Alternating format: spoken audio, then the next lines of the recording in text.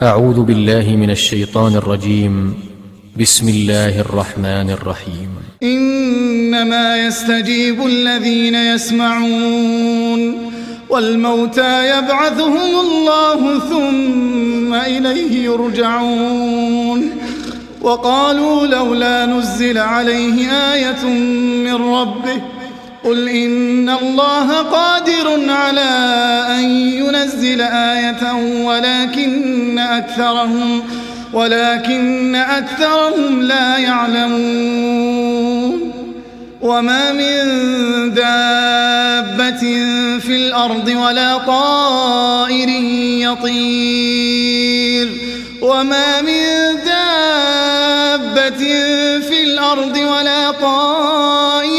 يطير بجناحيه إلا أمثالكم ما فرطنا في الكتاب من شيء ثم إلى ربهم يحشرون.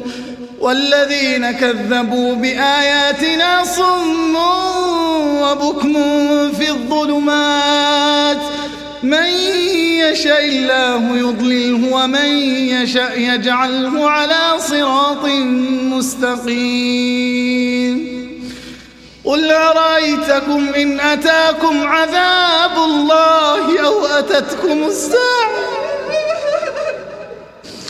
أو أتتكم الساعة وغير الله تدعون إن كنتم صادقين. بل إياه تدعون فيكشف ما تدعون إليه إن شاء وتنسون ما تشركون. ولقد أرسلنا إلى أمم من قبلك فأخذناهم بالبأساء والضراء لعلهم يتضرعون. فلولا إذ جاءهم بأسنا تضرعوا ولكن قست قلوبهم وزين لهم الشيطان ما كانوا يعملون.